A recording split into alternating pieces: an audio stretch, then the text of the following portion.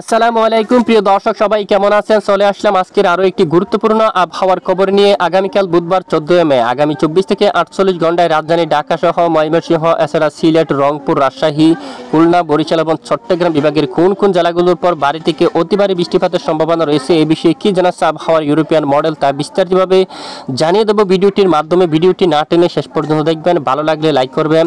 সবার আগে গুরুত্বপূর্ণ আবহাওয়ার আপডেট পেতে চ্যানেলটি সাবস্ক্রাইব করে পাশের বেল বাটনে ক্লিক করে রাখবেন। আর ভিডিওটি কোন জেলা থেকে লাইভ দেখছেন কমেন্ট করে জানিয়ে দিন। আগামীকাল বুধবার 14 মে উত্তরবঙ্গের অধিকাংশ এলাকায় কালবৈশাখী ভয়াবহ বজ্রপাতযুক্ত বৃষ্টিপাতের পূর্বাভাস দিয়েছে আবহাওয়ার ইউরোপিয়ান মডেল। এর মাঝে আমরা সরাসরি বুধবারের আপডেট আপনাদেরকে দেখিয়ে দিচ্ছি যে কোন কোন এলাকায় বা কোন কোন অঞ্চলে বৃষ্টিপাতের সম্ভাবনা। প্রথমে দেখুন রংপুর বিভাগের একেবারে পূর্ব দিকের অংশগুলোর উপর। এখানে দেখুন দাদিঙ্গিরি অঞ্চল, ডুবুরি, তারপর এখানে লাকিপুর এই এলাকায় বৃষ্টিপাতের সম্ভাবনা থাকবে এবং এখানে রাজীবপুর বা গাইবান্ধার দিকে ঠোরা অঞ্চল দিয়া এবং বাগমারার এই এলাকায় বৃষ্টিপাতের সম্ভাবনা থাকবে প্রচণ্ড গতিতে।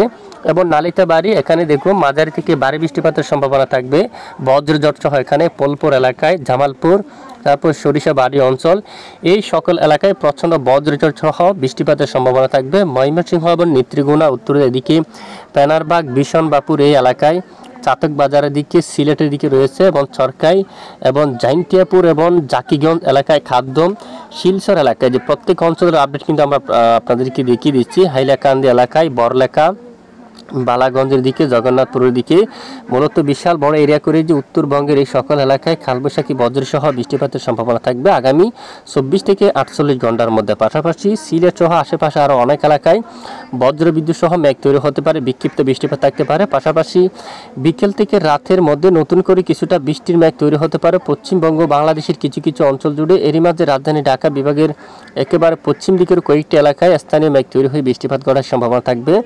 এরই মাঝে বালিয়াকান্দি অঞ্চল এবং ফরিদপুর ফাংশা এলাকায় এই এলাকার দিকে, তারপর এখানে রয়েছে বাহারপুর এলাকায়, এখানে রাজবাড়ী এলাকা, তারপরে এখানে আরও দেখুন ফাংশা এলাকা থেকে শুরু করে শাইলকুপা এই সকল এলাকায়, তারপর এখানে হাতকালি এই এলাকায়, শিবালয় এই যে এখানে সকল এলাকার দিকে, তারপর দৌলতপুর, তারপর এদিকে মানিকগঞ্জ এলাকা রয়েছে, তারপর এখানে রয়েছে সাতুরাই এলাকায়, তারপর এখানে আনাইতারা এই এলাকার দিকে, নাগারপুর এলাকা, তারপরে এখানে দেউলিয়া এই সকল এলাকায়, পাকুল্লা এই এলাকায়। এখানে দেখুন সকল অঞ্চলে কিন্তু একেবারে শক্তিশালী ভয়াবহ প্রচণ্ড আকারে বৃষ্টিপাতের সম্ভাবনা থাকবে বজ্রবিদ্যুৎ সহ।